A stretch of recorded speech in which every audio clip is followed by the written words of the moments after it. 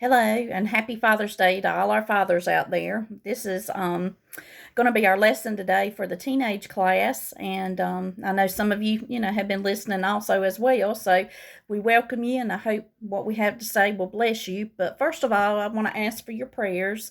Brianna is going tomorrow to have surgery at MUSC on her ear. They're going to reconstruct and try to restore her hearing. She's been having some hearing loss for going on maybe the past year or so that we've noticed, and they think they can help her and kind of get that hearing back in that ear. So we're trusting God and praying that everything's going to be successful with her surgery and that there's not going to be any complications. So we desire that, you help us pray tomorrow. Her surgery's supposed to start at 7:30. So I ask you just to say a little prayer for her and then pray that, God's hand's going to be on her and those doctor's hands are going to be guided by him and it's going to be successful, which we know he's going to take care of her because he always has. We just trust him and know that he's going to look out for her. But as we start our lesson today, it's coming from, our scripture is Psalm 73 and Proverbs 23:17 through 18. And we're continuing on in trusting God in the good times and the bad, which we've been discussing for the past few weeks, me and Sister Kathy. And our Bible truth today is we must not let our hearts envy friends who do bad things. Our life response aim is to resist the temptation to envy the wicked and to strive to live in the fear of the Lord. Our key verse comes from Proverbs 23:17 through 18, and it says, "Let not thine heart envy sinners, but be thou in the fear of the Lord all the day long. For surely there is an end, and thine expectation shall not be cut off." As we continue on, as we are learning our lesson, teaching our lessons rather, on trusting God in the good times and the bad, as Christians, sometimes we look at sinners and we see the life that they live, and sometimes it seems like they prosper, sometimes better than we do, and we've discussed that, in some of the other lessons. But we know that God has our reward in heaven, and sometimes, we don't get to see as many earthly rewards as we'll see, up in heaven, but he gives us what we need. We don't do without by no means. And we just have to trust him and know that he's got our best interest in mind and whatever he blesses us with. So as we start our lesson today, sometimes, we all, whether we're teens or older people or middle-aged or whatever age, we can become capable of becoming jealous of people, maybe who live with no restraints on our lives. As Christians, we feel like we've got all these rules that we've got to follow and these guidelines that are set, and to a certain extent, we do. We have to follow the guidelines that have been set and the examples set by Jesus for us. But the idea a lot of times is once you get saved and once you become a Christian that you don't have fun anymore. And I found that out to be a big fat story because I know as a Christian I've had probably more fun than I did before I got saved. If you look at our times that we have at church, you look at Bible school and the fun times that we have out there, the different activities that we have, our church services that we go in, just the different Christmas parties and the fall festivals that we have us a good time. And we just can't explain, that joy that we have when we're around other Christians and can express ourselves and enjoy each other in Christ. But there's a man in the Bible that actually struggled with this very issue. He was trying to live a good life and the others around him, weren't saved. And we're going to study him today in Psalm 73. His name was Asaph, and Asaph had many credentials. First of all, number one, he led one of the temple choirs. He was King David's handpicked. Actually, King David handpicked Asaph's sons for the ministry of teaching and preaching, and Asaph himself preached under the king's supervision. And Asaph also authored 12 of the Psalms that's in Psalms that we read. But as we read and study in Psalm 73, in verses 2 through 3, Asaph actually admitted that he nearly abandoned his faith because of his envy of arrogant and wicked people. He looked through and he saw, how they were living their life, and they bragged about what they had and what they could do, and their lifestyle just seemed so appealing and fulfilling to him. And that's kind of how we are today. The media makes a sinful life looks so enjoyable. They're trying to say that everything that's right's wrong and everything wrong's right. And the more we try to do right, the more they try to put it down. But that's kind of where Asaph was in his world. They were just building up sin, making it look so enjoyable and so enticing. Now, in verses 4 through 7 in Psalm 73, he also admitted, he said, the wicked appeared to have no struggles. It seems like they lived a carefree life. They were just, they were free from the burdens to his naked eye, from what he could see, that they didn't have the plagues that were burdening us as Christians. They paraded their evil in front of him, and they didn't seem to have any problems. Their hearts are hard, and their minds were concocted of all sorts of fantasies for them to fulfill. Now, in verses 11, he admitted that they actually mocked God, which we know is definitely wrong, but they acted like, God couldn't see them, that they didn't know, what they were doing, and that, if he did see it, they acted like he didn't care anyway. And in verse 12, he says they just appeared so carefree. They seemed to have everything anybody could possibly want. And then, him as a Christian struggling, trying to do the right thing, which kind of is parallel in our life today sometimes. Even as Christians, it doesn't mean that we don't have to go through trials. It doesn't mean we don't have to go through struggles with health or finances and things like that. God never said that life would be carefree as we became Christians, that we wouldn't have any problems. He said that, that he would just be there with us to go through it, and he would guide us and help us through those problems as long as we would trust him. In verses 13 through 14, though, he also said in this amazing statement, Asaph explained that others saw his life of purity as wasted. Since the wicked, had it so good, they just thought he was wasting his time. Do you ever feel that way? You feel as a Christian, it just seems like you're doing, and trying to live a good life and trying to do the right thing. And you look at those that aren't saved, and they just seem to be just getting along a lot better maybe sometimes than you are. And it can get you a little, discouraged sometimes. But we have to get ourselves back on track and say, the Lord's got a plan for our life.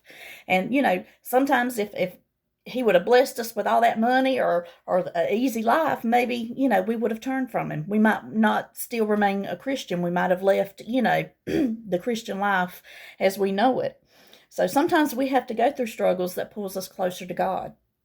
And we've learned that in one of our previous lessons.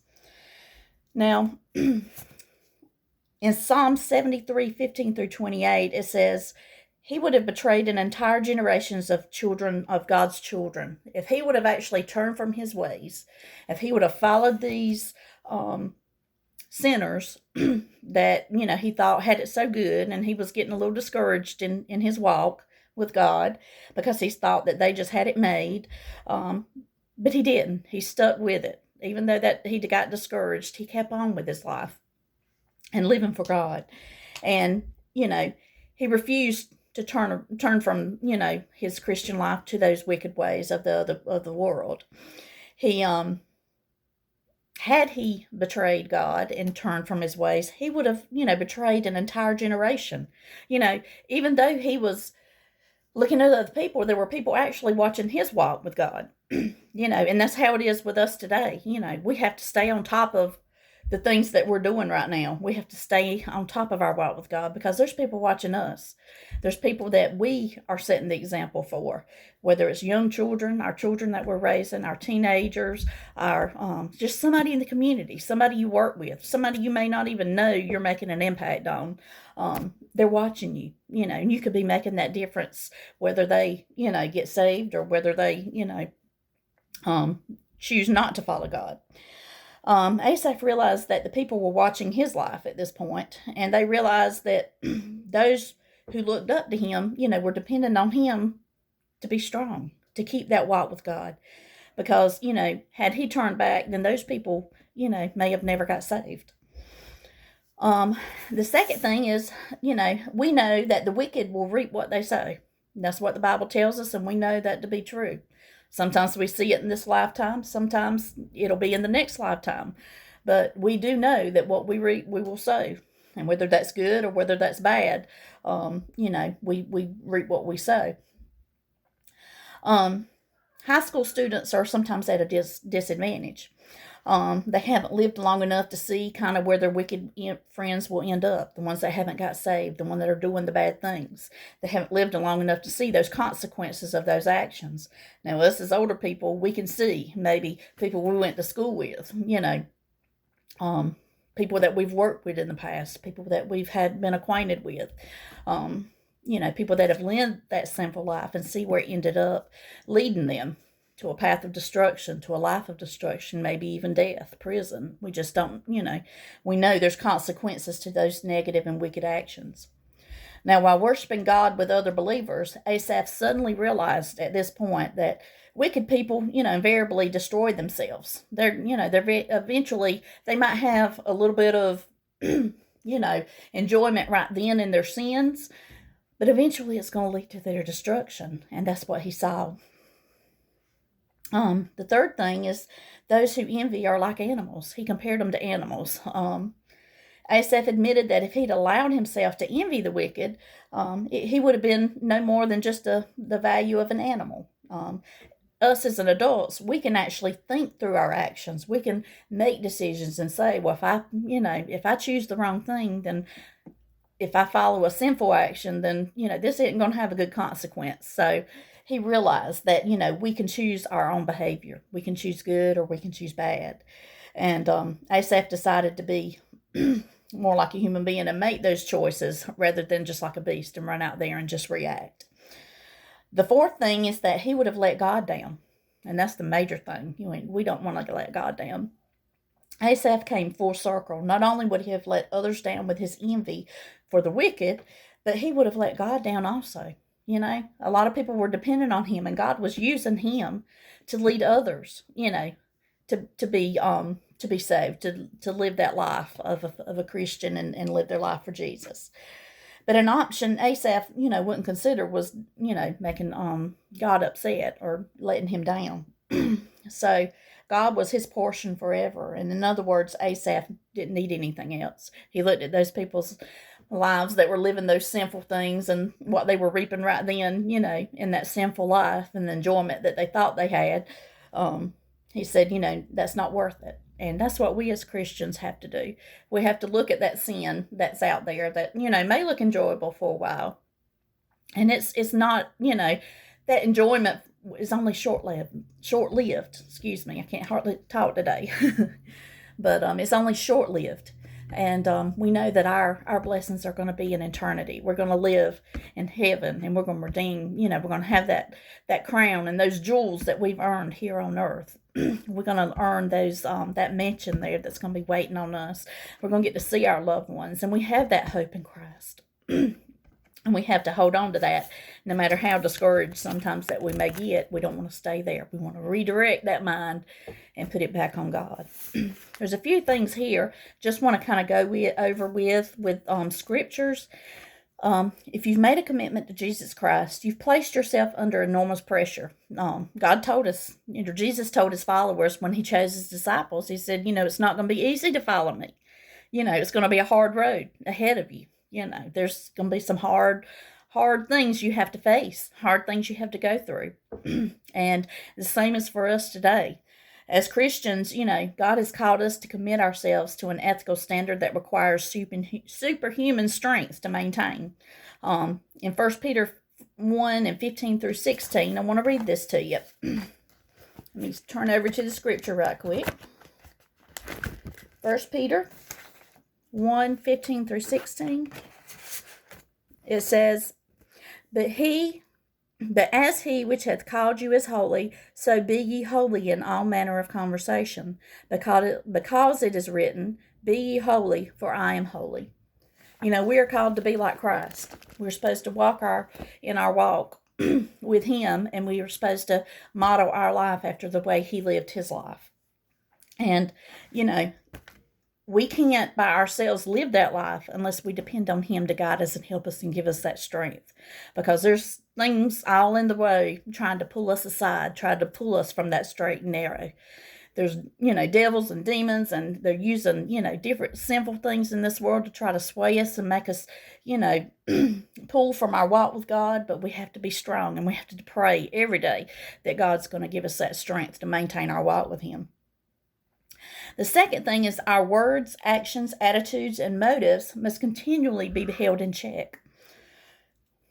And we know that to be true. As a Christian, we still have that flesh. And sometimes if somebody reacts and does something to us, if we don't catch ourselves, we'll be said something before we realize it, So the more we refrain and try to hold that tongue and not to react, we think before we react. And the more you live that lifestyle and you refrain from saying anything that you'll regret later, the more you do it, the easier it gets. And as a Christian, that's the way that life gets. And before you know it, people can say things and it might burn you up inside, but you know that mouth has to about bite that tongue to be quiet sometimes. But you have to say, Lord, help me. I need your strength, because I want to set the example that you did. I want to be just like you, Lord. And I want to be able to set the example so others can see there's something different in me. The third thing is that our toxic cultural environment bombards and arouses our senses to the point that they scream for fulfillment. Just like we just studied, the sinful world, they make it look so enticing. They make it look so enjoyable, so good, and especially as teenagers and young people, which it's not only, to that group, it could be anybody, but especially as teenagers, the devil's trying to pull you in hard. He's trying to get you while you're young, because he says, if I can get them now, I don't have to fight as hard. As we get older, sometimes we become a little bit more mature in the thinking, and it's easier, for us to see the right things to do. But as a teenager, a lot of times the devil's trying to get you soon. He's trying to get you early. Don't fall into those traps. Don't fall into the things of this world. The things of this world are short-lived, and we don't want to mess up and make a single mistake that could affect us the rest of our lives. The fourth thing is that we must daily deny ourselves even the slightest opportunity for immorality. In Ephesians 5:3, let me read that for you right quick. I've got all these marked right quick, so I should be able to get to it. Or I said I had it marked. Yes, I do.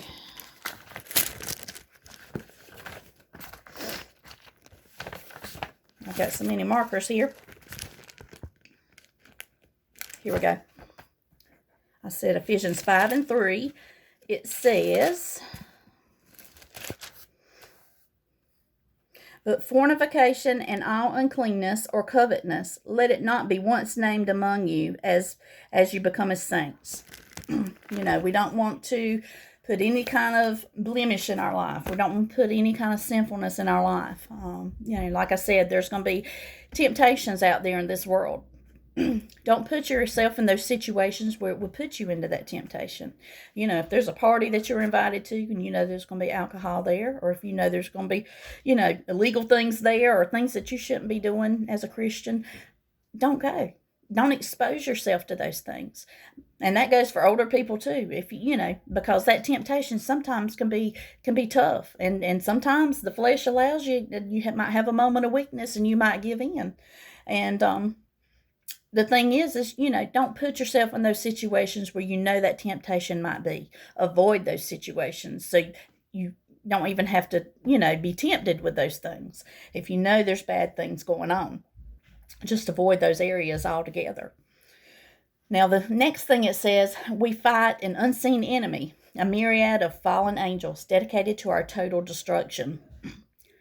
Everywhere you go, there's something trying to pull you. You can't see it, but the devil's working 24/7 trying to get you.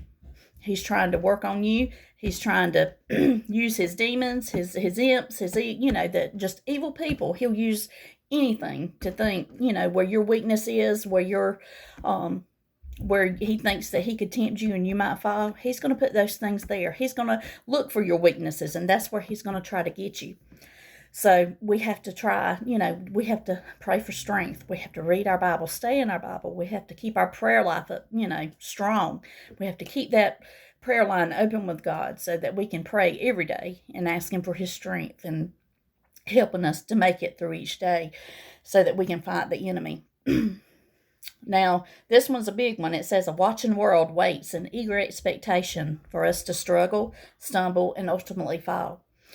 As Christians, a lot of times, there's people sitting back, especially a lot of times you'll see like new Christians and there'll people sitting back saying, they won't last very long, they'll be out there before you know it, back to the same old life, they ain't sincere and they just waiting for them to fall. But with God's strength, they probably said the same thing about me when I got saved back in 2007, but look where I am now. It's 2020. 13 years later, and I'm still saved, and I have not gone back. And it's possible, when you get saved, to hang on and never turn back. And I know, as many of you know, you've done that as well with your Christian walk with God. But they're waiting for us to stumble. Even after being saved 13 years, I know there's people looking out there saying, look at her, look at her. She just opened her mouth, said something she shouldn't have said, or, she did this or she did that or whatever. And as a Christian, I'm not going to be perfect, but I strive to be. I strive to be the best that I can. And sometimes I may mess up and that tongue may slip, but I have to stop myself right then and say, Lord, forgive me. I'm wrong. Or to whoever that, if I said it to a person, I need to say, I apologize. I shouldn't have said that. And that's, as Christians, if we do stumble, we need to make that correction, and we need to apologize, and we need to ask for forgiveness. We don't need to wait till nighttime when we say our prayers at night before we go to bed. If you make a mistake, you acknowledge it right then, and you ask for God for forgiveness right then. We're not promised to make it to bedtime. So, you need to make it right then. And in front of the people, if anybody saw you mess up, you need to let them see you ask for forgiveness, because that's what makes us different as Christians. If we do fall, we ask for forgiveness, we get back up, we brush our hands off, and we start over. And that's the good thing about God. That's what He allows us to do. That's it. We serve a good God. We serve a more, a forgiving God. And I just thank Him for it every day. Now, we look at unsaved friends who live any way they want, doing whatever they want, whenever they want, that type thing. And, sometimes it seems like they may be having a blast. And we've said that before. But, we know as Christians in our life that, there's nothing right now that would cause me or make me want to go back to the old life. I look at people when I do see them, sometimes maybe benefiting in life. Maybe they're doing well financially, or maybe they're, and they're not in church. But I do know that all of that's short-lived if they don't continue to serve Christ.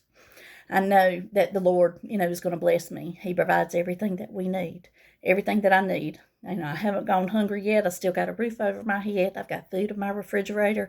I've got a healthy family. And I just thank Him for it. And He said, He would provide our needs. Sometimes we don't get all our wants. Sometimes we do. I've got way more than that I probably deserve. But I just thank Him, and I'm blessed, and I just thank Him for it.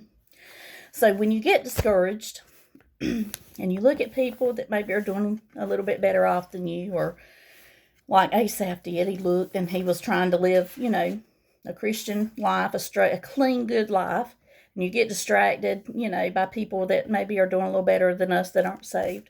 Just remember, God's got a plan, and He's blessing us more than you'll ever know, but we know that we have eternity of blessings coming to us. And maybe if we don't never make it rich in this life, or, and money's not where it's all at, that's not what it's all about, but it's about having that joy within us, the love of God within us, that we can worship God, that we can, live our lives in among other Christians, and just, enjoy each other and do the right things, and have that joy of Christ within our lives. But I thank you for listening, and I pray, Lord, that you've gotten something good from this lesson. I ask you to continue to pray for Brianna for her ear surgery tomorrow, and I pray that all of you fathers have had a good, wonderful Father's Day. Y'all have a great day, great night, and I love you all. Bye-bye.